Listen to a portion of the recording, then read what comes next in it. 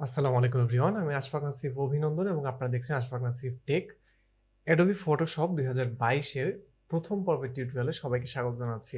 তো এটা মূলত একটা সিরিজ হবে। অনেকেই রিকোয়েস্ট করেছিলেন যে ভাইয়া প্লিজ অ্যাডোবি ফটোশপ এর জন্য একটা সিরিজ বা পার্ট বাই পার্ট ভিডিও আনার জন্য।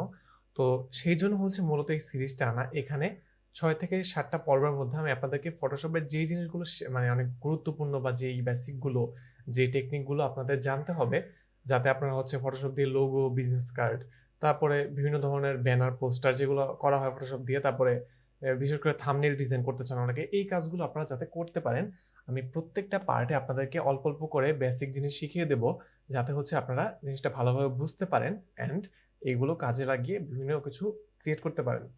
ফটোশপটা হচ্ছে খুবই কাজে লাগে। ফটোশপটা আপনাকে শিখতে হবেই যদি আপনি ফটো এডিটিং বা এই ধরনের কাজ করতে চান, এই ধরনের গ্রাফিক ডিজাইনিং এর কাজ করতে চান। তো যাই হোক, আমি এখন যে ভার্সনটা ইউজ করব সেটা হচ্ছে 2022-এর ভার্সন। আপনাদের যদি আগের ভার্সন থাকে 2-3 ভার্সন আগের, কোনো প্রবলেম নেই। বেসিক্যালি আসলে ভার্সনে তেমন কোনো ডিফারেন্স আসে না। নতুন যে ভার্সনগুলো বের হয় সেগুলোতে কিছু অ্যাডিশনাল ফিচার থাকে। তো এখানে দেখেন, আমি যেহেতু 2022-এর কথা বলেছি, আমি 22 দিয়ে আপনাদের দেখাবো। এটা হচ্ছে 2022। তো অনেকেই জিজ্ঞাসা করবেন যে কিভাবে ডাউনলোড করতে হয়। এটা আসলে এখানে দেখানো যাবে না। এটা ডাউনলোড করতে হয় কিভাবে সেটা জানার জন্য ভিডিওর ডেসক্রিপশন বক্সে আমার পেজের লিংক আছে, সেইখানে জাস্ট একটা নক দিলে আপনারা এটা পেয়ে যাবেন। তো এখানে আমরা একটা ক্লিক করি, এই সফটওয়্যারটা ওপেন করি। তো যারা হচ্ছে ভিডিওটা দেখছেন, রিকোয়েস্ট করবো সবাই চ্যানেলটা অবশ্যই সাবস্ক্রাইব করে রাখবেন, যাতে পরবর্তী পার্টটা আসলে আপনারা এখানে দেখতে পারেন। অ্যান্ড সাবস্ক্রাইব করলে আমি পরবর্তী পার্টটা আরও দ্রুত দেওয়ার চেষ্টা করবো আর কি।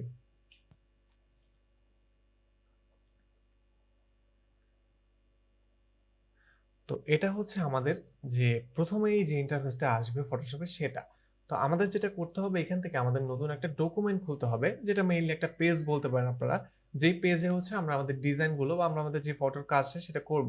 তো সেক্ষেত্রে আপনাদেরকে দুইটা সিস্টেম আছে, এখানে দেখেন সরাসরি আছে নিউ ফাইল।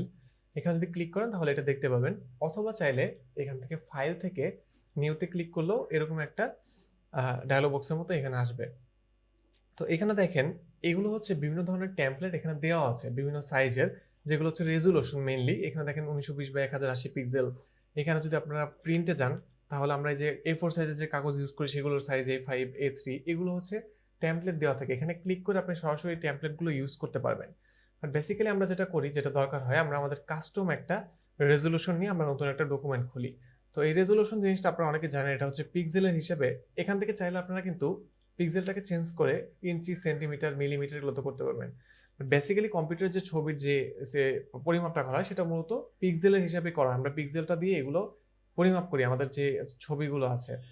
তো এখান থেকে আপনারা পিক্সেলটাকে চেঞ্জ করতে পারবেন। তো এখান থেকে মনে করেন আমি জাস্ট 1280 বাই 720 আপনাদের দেখানোর জন্য এই রেজলিউশনটা দিই। এটা হচ্ছে ইউটিউব থাম্বনেইলের রেজলিউশন, 720p যেটাকে বলে, 720p। তো এরপর এখান থেকে রেজলিউশনটা আপনাদের সিলেক্ট করতে হবে। এরপর আপনারা এখান থেকে যে ওরিয়েন্টেশন থেকে পোর্ট্রেট বা ল্যান্ডস্কেপ সিলেক্ট করতে পারবেন। এখান থেকে আপনারা পোর্ট্রেট বা ল্যান্ডস্কেপ দুইটা ইউজ করতে পারবেন। তো আমি এখান থেকে ল্যান্ডস্কেপটাই সিলেক্ট করলাম। এরপর এই যে উপরে একটা জিনিস দেখেন আছে প্রেজেন্ট ডিটেলস, এখানে আপনারা প্রজেক্টের একটা নাম দিতে পারেন। মনে করেন আমরা এখান থেকে দিলাম যে first video, first Photoshop lesson, এটা দিয়ে দিলাম। মনে করেন জাস্ট এক্সাম্পল আমি এটা দিলাম, এখান থেকে একটা নাম দিতে পারেন। এরপর দেখেন নিচে যদি আমরা আসি, এখানে কিন্তু আমরা কালার মোড পাবো। তো কালার মোডটা কি, বেসিক্যালি আপনি যদি কম্পিউটারের জন্য, মানে যে জিনিসটা আপনি কোনো হার্ড কপি বের করবেন না, জাস্ট আপনার কম্পিউটারে থাকবে। যেমন মনে করেন আপনি আপনার ফেসবুক পেজের জন্য একটা ব্যানার ফটো বা একটা প্রোফাইল ফটো এখানে ডিজাইন করবেন, সেক্ষেত্রে সেটা কিন্তু আপনি প্রিন্ট করছেন না। বিষয়টা ক্লিয়ার? সেটা কিন্তু আপনি প্রিন্ট করছেন না। সেই ক্ষেত্রে আপনারা 8GB কালারটা ইউজ করবেন, যেটা আপনি বের করবেন না, যে জিনিসটা প্রিন্ট করবেন না। বাট আপনারা যখন প্রিন্ট করার জন্য কোনো কিছু একটা ডিজাইন করবেন, তখন অবশ্যই এখান থেকে CMYK এই কালার মেথডটা সিলেক্ট করবেন। এটা হচ্ছে যখন আপনি প্রিন্ট আউট করবেন তখন এই এই ফরম্যাটের কালারটা দিয়ে ডিজাইন করতে হয়, যখন প্রিন্ট করার কাজে ব্যবহৃত হয়। তো যেহেতু আমরা এখানে জাস্ট এখানে কম্পিউটারে দেখাচ্ছি, আমরা 8GBটা সিলেক্ট করলাম। এরপর ব্যাকগ্রাউন্ড কন্টেন্ট এখানে আমরা হোয়াইটই রাখি, এখানে আছে আরো কিছু। তো এটাই হচ্ছে মেইনলি এখানের বিষয়, এই জিনিসটা। এখন যদি আমরা ক্রিয়েট দিই, তাহলে এখানে আমাদের নতুন একটা পেজ চলে আসবে। তো আজকের প্রথম পর্বে আমি জাস্ট আপনাদেরকে টুলসগুলো নিয়ে একটু প্রাইমারি জাস্ট আইডিয়া দিব, যাতে আপনারা বুঝতে পারেন। খুব বেশি ডিটেলসে যাব না, যাতে আপনারা টুলসগুলো একটু চিনতে পারেন আর কি। তো টুলস কোনগুলো আসলে, এটা হচ্ছে প্রথম প্রশ্ন। টুলস হচ্ছে এই যে দেখেন বাম সাইডে, এই যে এই প্রত্যেকটা হচ্ছে আমাদের টুলস। তো আমি প্রত্যেকটা ভিডিওর সিরিজে একটা কথা বলি, এখানে বলছি, কোন একটা সফটওয়্যার শেখার জন্য আপনার কিন্তু প্রত্যেকটা জিনিসই শিখতে হবে, বিষয়টা কিন্তু তা না। এখানে কমপ্লিকেটেড ভাবে ভাবার কিছুই নেই। আপনার কিছু জিনিস শিখলে বা যেই জিনিসগুলো জানতে হয় সেই জিনিসগুলো জানলে সেই টেকনিক অ্যাপ্লাই করে আপনি অনেক কিছু ক্রিয়েট করতে পারবেন এবং নতুন নতুন অনেক কিছু ডিসকভারও করতে পারবেন। তো এটা হচ্ছে মেইনলি আপনাদেরকে বুঝতে হবে। তো দেখেন এই টুলসটা যদি আপনাদের ইনকেস না থাকে, আপনারা জাস্ট উইন্ডো থেকে এখানে যে নিচে গেলে টুলস আছে, এটা যদি না থাকে তাহলে উইন্ডো থেকে এখানে ক্লিক করলে যে টুলসটা চলে আসবে। তো দেখেন এখানে আমাদের যে টুলসগুলো আছে এগুলোর মধ্যে কোনগুলো কাজে লাগে দেখেন, আমাদের এখানে অনেকগুলো টুলস আছে। প্রথমত হচ্ছে মুভ টুল। তো এখানে দেখেন ফটোশপে যে নতুন ভার্সনগুলো রিলিজ করে এগুলো কিন্তু বেশ সুন্দরভাবে দেখিয়ে দেয়। দেখেন এখানে কিন্তু বোঝা যাচ্ছে যে এই মুভ টুলটা হচ্ছে আপনি কোনো একটা অবজেক্টকে ড্র্যাগ করার জন্য বা মুভ করার জন্য যে টুলটা, সেটা এখানে একটা কচ্ছপের ছবির উপর ক্লিক করে আপনি সেটাকে কিন্তু মুভ করতে পারবেন। এটা হচ্ছে মেইনলি মুভ টুলের কাজ। তো এরপর দেখেন, এরপর আছে হচ্ছে আমাদের রেক্টেঙ্গুলার মার্কিউ টুল। তো দেখেন প্রত্যেকটা টুলসের উপরে যদি আপনি মাউসের ডান পাশের বাটনটা ক্লিক করেন তাহলে কিন্তু আরো অনেকগুলো সাব টুল এই টুলসের ভেতর দেখতে পাবেন। তো এইগুলো হচ্ছে বিভিন্ন ধরনের টুলস।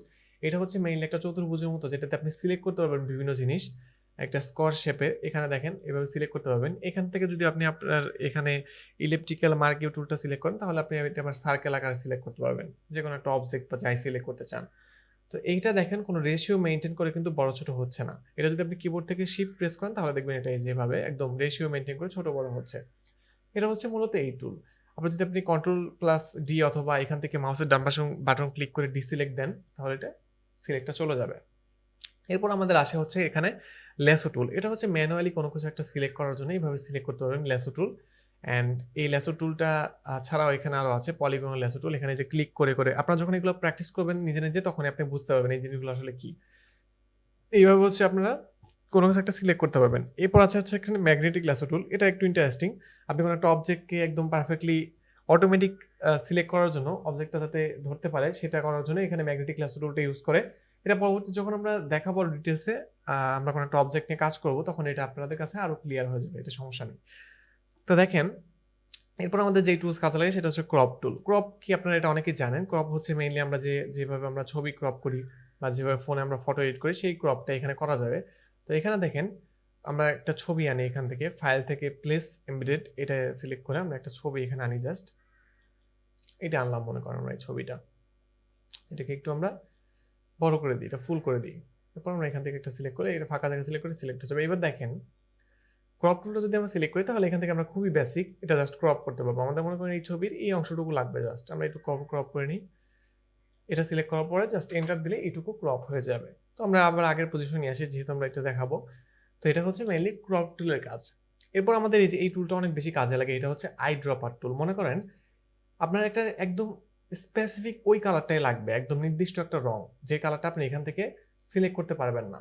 ঠিক আছে, হয়তো একদম একদম পারফেক্টলি কালার, কারণ লাখ লাখ কালার আছে, ঠিক আছে, সেখানে তো আপনি একদম এক্স্যাক্টলি সেম কালারটা সিলেক্ট করতে পারবেন না। তো সেই ক্ষেত্রে আপনার হচ্ছে এই আই ড্রপার টুলটা ইউজ করতে হয়। আই ড্রপার টুলটা আমরা সিলেক্ট করে মনে করেন আমাদের এই যে এটার যে রিফ্লেকশনটা সেই কালারটা নিব, এখানে ক্লিক করলে এই যে এই কালারটা এখানে চলে আসবে একদম এক্স্যাক্টলি ওই কালারটা। তো এটা হচ্ছে মেইনলি আই ড্রপারের কাজ। অথবা যদি আপনার চান মনে করেন আমরা আকাশের এই কালারটা সিলেক্ট করবো, জাস্ট এখানে ধরে ক্লিক করলেই এই কালারটা এখানে এই যে সিলেক্ট হয়ে যাবে।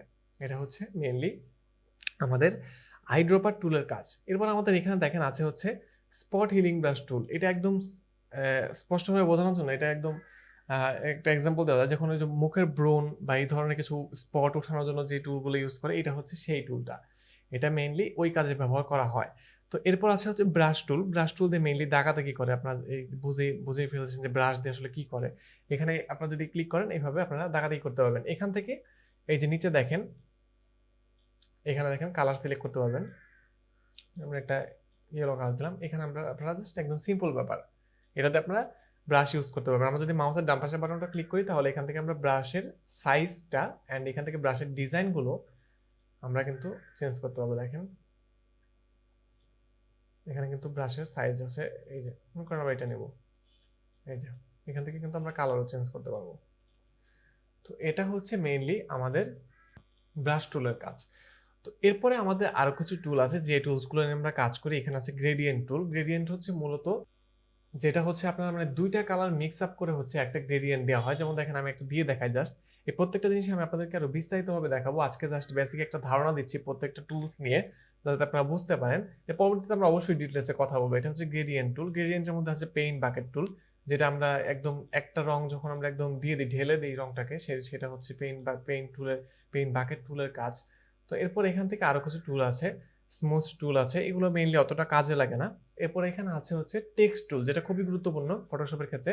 আমরা যখন কিছু লেখালেখি করি তখন হচ্ছে আমরা এই টেক্সট টুলটাকে ইউজ করি।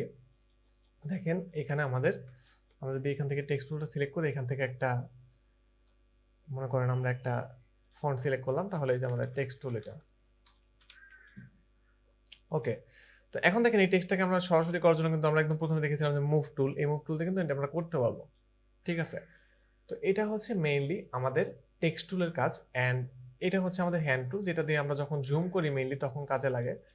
এটা যে জুম টুল আছে, এখানে জুম টুল দিয়ে যখন আপনি জুম করবেন তখন আপনি হ্যান্ড টুল দেওয়ার এটাকে এই যে এখানে উপরে নিচে নিতে পারবেন আর কি। তো বেসিক্যালি হচ্ছে, তো এগুলো হচ্ছে মেইনলি এখানে যে টুলসগুলো কাজে লাগে।